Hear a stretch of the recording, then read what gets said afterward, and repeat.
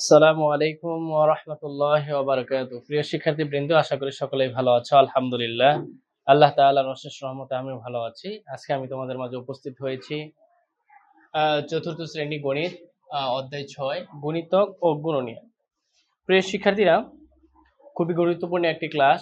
এই অধ্যায়টা তোমরা ক্লাস 5 এ পাবে, ক্লাস ৬ষ্ঠ শ্রেণীতে পাবে। সব ক্লাসেই প্রায় এই গুণিতক এবং গুণনীয়ক অর্থাৎ লসাগু এবং গসাগু এই অধ্যায়গুলো থাকে।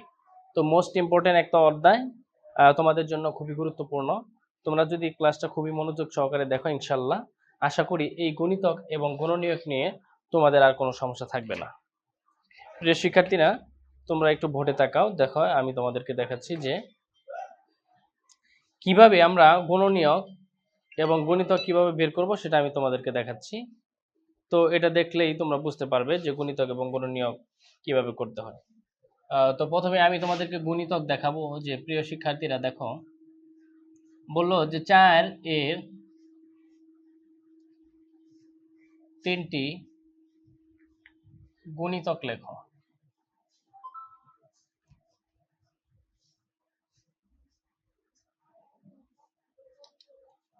এরকম বলতে পারে, বা বলতে পারে যে 8 এর 5টি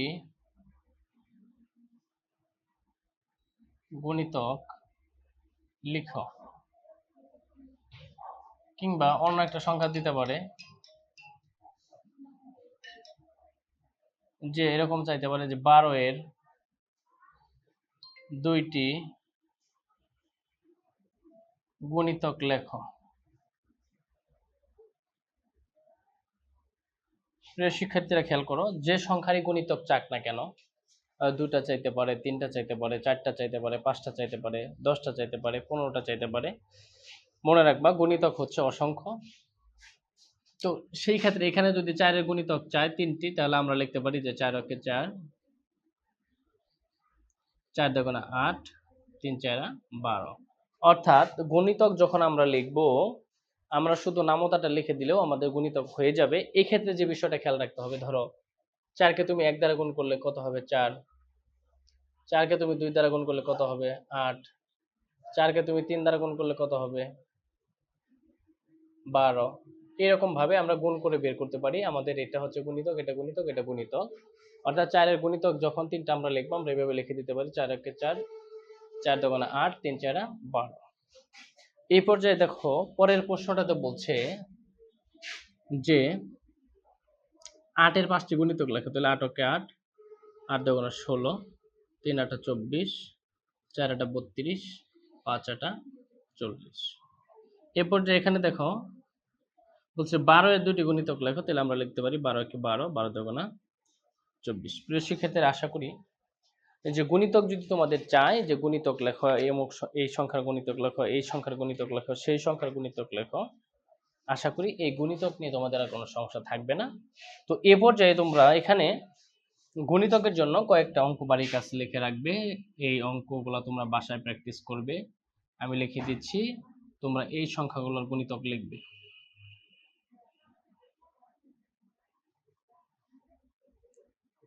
এর 5টি করে গুণিতক।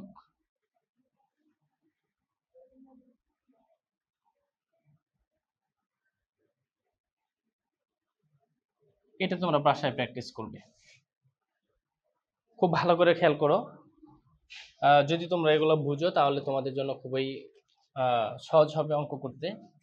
আর না বুঝলে অবশ্যই আমাকে জিজ্ঞেস করবে, আমি তোমাদেরকে পুনরায় বুঝিয়ে দেওয়ার চেষ্টা করব।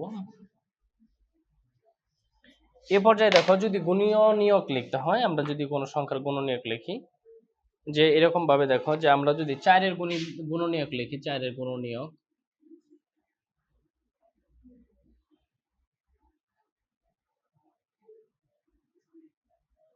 নিয়ক আমরা যদি লিখি,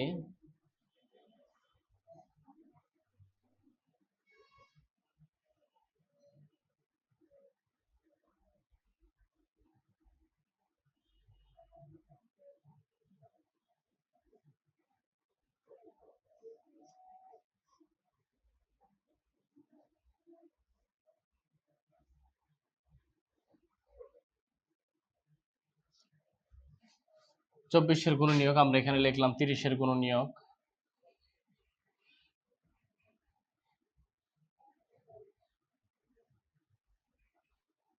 আমরা এখানে লিখলাম 36-এর গুণনীয়ক,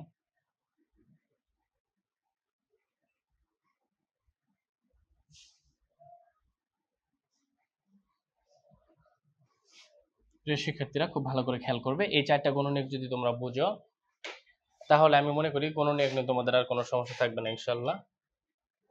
তো এখানে প্রথমে আমরা 4-এর গুণনীয়ক বের করব।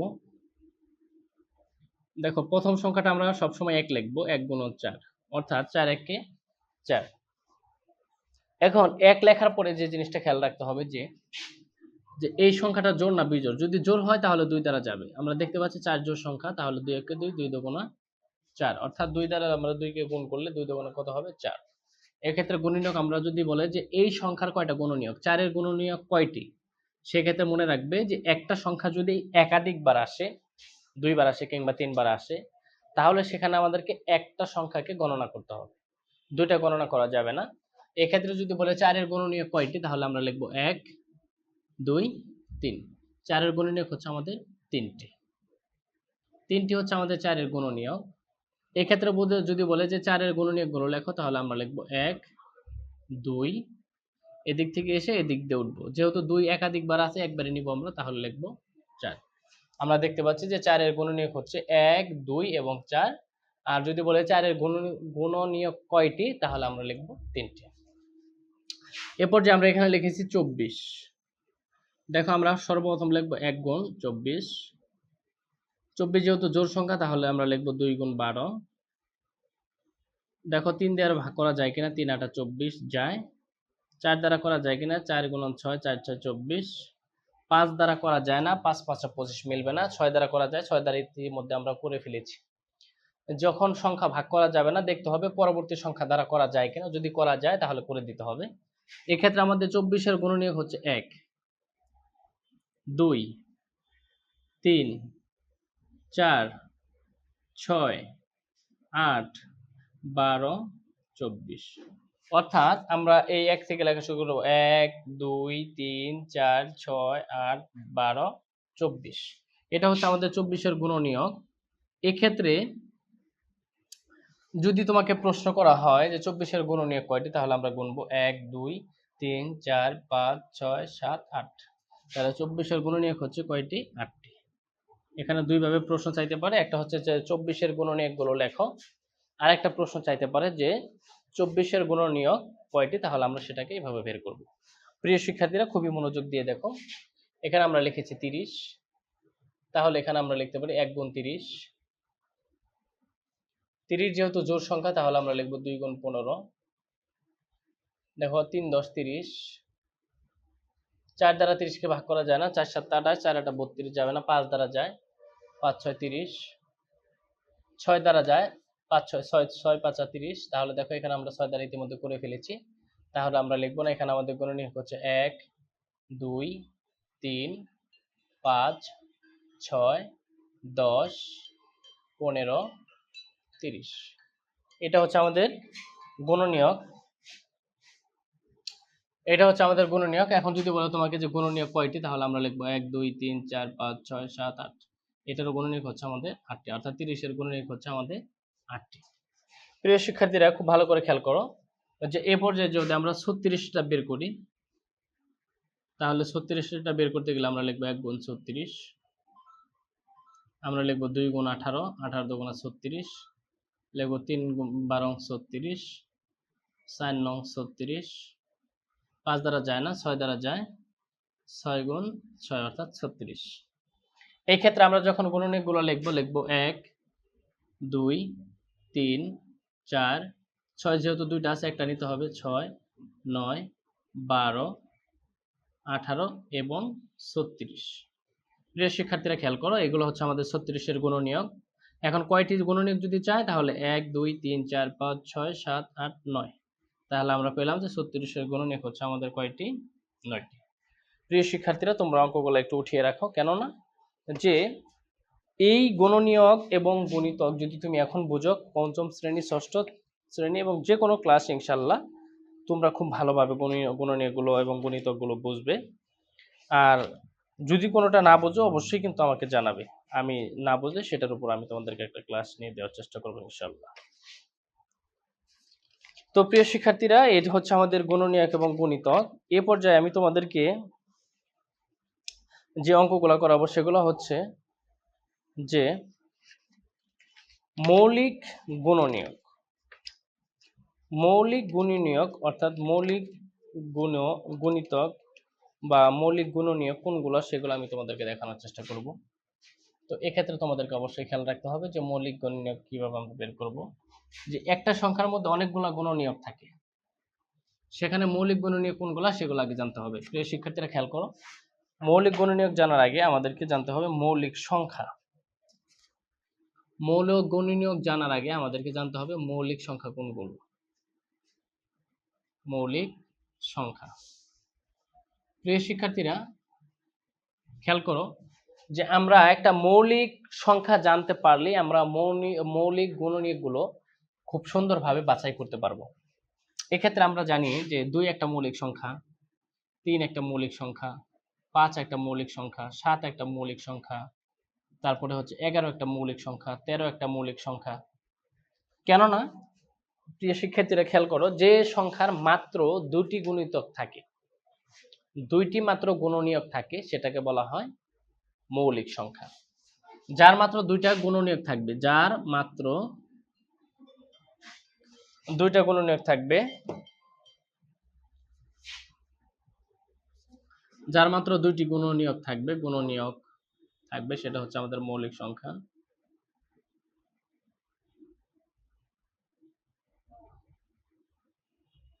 থাকবে সেটা মৌলিক সংখ্যা। আর 2 এর বেশি থাকলে সেটা যৌগিক। 2 এর বেশি থাকলে যৌগিক। খেয়াল করো, 2টা মাত্র গুণনীয়ক থাকবে, 2টা মাত্র গুণনীয়ক থাকলে সেটা হচ্ছে আমাদের মৌলিক সংখ্যা। আর 2 এর যদি বেশি গুণনীয়ক থাকে সেটা হচ্ছে আমাদের যৌগিক সংখ্যা। প্রিয় শিক্ষার্থীরা খেয়াল করো, প্রত্যেকটা সংখ্যা লিখতে গেলে দেখবা যে হচ্ছে, যেমন আমরা লিখতে পারি 1 গুণ 2। এখন 2 কে আর আমরা কত দ্বারা ভাঙাইতে পারি? কোনো সংখ্যা দ্বারাই ভাঙানো যাবে না। কেননা আমরা যদি এখানে লিখি 2 গুণ 2, তাহলে 2 দুগুণা 4, আছে তো আমার 2, তাহলে হবে না। তাহলে আমরা দেখতে পেলাম যে আমাদের 2 এর গুণনীয়ক হচ্ছে 2টি, 1 এবং 2। তাহলে 2 একটা মৌলিক সংখ্যা। এবার 3 কে দেখতে হবে। আমরা লিখতে পারি 1 গুণ 3, 2 গুণ 3, তাহলে কত হবে? 3 দুগুণা 6, আছে 3, হবে না। তাহলে এটার 3 এর গুণনীয়ক কয়টি? 2টি। তারপরে 5 কে দেখতে পারো, 1 গুণ 5, 2 দ্বারা 5 কে ভাগ করা যায় না, 3 দ্বারা করা যায় না, 4 দ্বারা করা যায় না, 5 দ্বারা করা যায়। ইতিমধ্যে আমরা 5 দ্বারা করেছি। তাহলে এটার গুণনীয়ক হচ্ছে আমাদের কত? 2টি। আমরা যদি লিখি 7, তাহলে 1 গুণ 7, গুণনীয়ক হচ্ছে কয়টি? 2টি। আমরা যদি লিখি 11, তাহলে 1 গুণ 11, 2 দ্বারা আর করা যাবে না। আমরা যদি লিখি 13, তাহলে 1 গুণ 13। এরকম ভাবে কিছু মৌলিক সংখ্যা আছে। তো এই মৌলিক সংখ্যাগুলা, মৌলিক গুণনীয়কগুলো আমাদেরকে বের করতে হলে এই সংখ্যাগুলো অবশ্যই মনে রাখতে হবে। প্রিয় শিক্ষার্থীরা খেয়াল করুন, যে এই মৌলিক গুণনীয়ক বের করতে গেলে যদি আমাকে বলা হয় যে 8 এর মৌলিক গুণনীয়কগুলো বের করো, যে 8 এর মৌলিক গুণনীয়ক লেখো, এরকম একটা সংখ্যা দিয়ে চাইলো যে 8 এর মৌলিক গুণনীয়ক লেখো। এই ক্ষেত্রে আমরা কি করব? যে প্রথমে 8 এর গুণনীয়কগুলো বের করব। দেখো 1 গুণ 8, 2 গুণ 4, 3টা যায় না, 4টা যায়, ইতিমধ্যে গিয়েছি। এখানে 8 এর গুণনীয়ক হচ্ছে আমাদের কত? 1, 2, 4, 8। এটি হচ্ছে আমাদের 8 এর গুণনীয়ক। 8 এর গুণনীয়ক। কিন্তু এখানে চাইছে কি? যে 8 এর মৌলিক গুণনীয়ক। 8 এর মৌলিক গুণনীয়ক। তাহলে আমরা 8 এর গুণনীয়ক যখন বের করব, এখান থেকে আমরা 8 এর মৌলিক গুণনীয়ক বের করতে পারবো। কিভাবে সেটা খেয়াল করো, যে 1 কিন্তু মৌলিক সংখ্যা না, কেননা 1 এর মাত্র একটাই গুণনীয়ক আছে। এই যে 1 গুণ 1, অর্থাৎ এককে 1। তাহলে দুইটা সংখ্যা যদি একই থাকে, একটা ধরা যাবে। এজন্য এই 1 কি মৌলিক সংখ্যা না।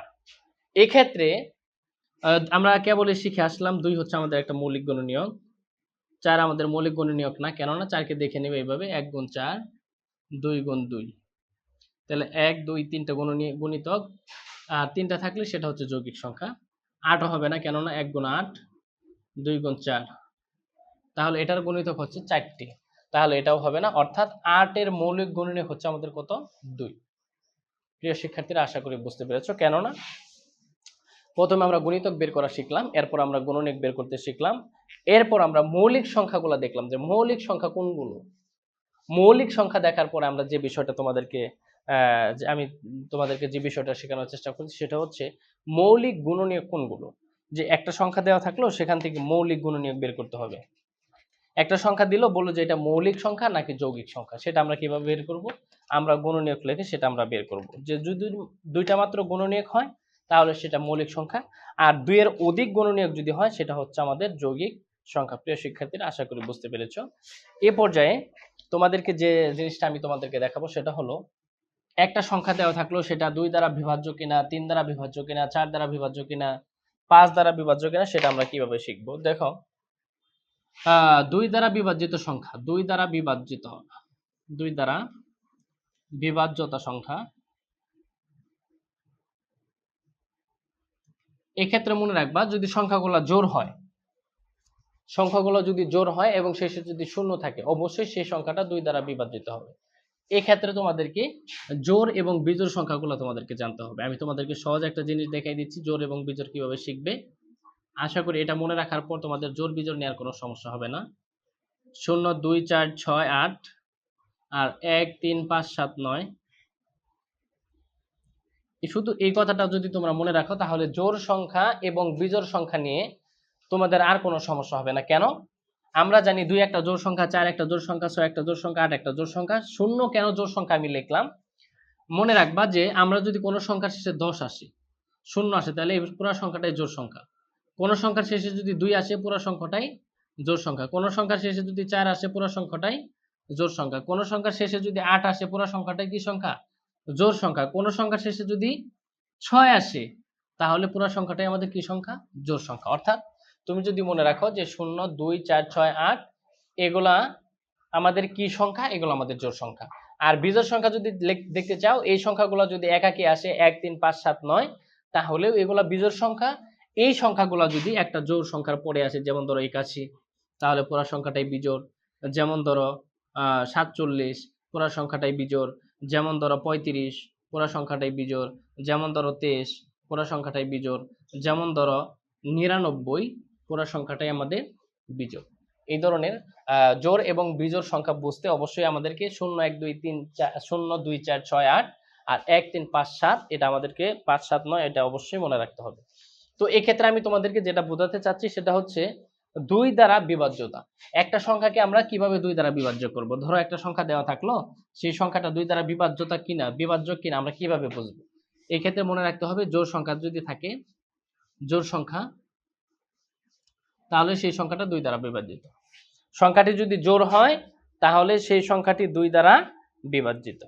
যেমন ধরো 14 একটা লিখলাম, 14 কে 2 দ্বারা ভাগ করা যায় 7, অবশ্যই 2 দ্বারা বিভাজিত। আমরা লিখলাম 30, 30 কে 2 দ্বারা ভাগ করা যায় কত? 15 দুগুণা 30।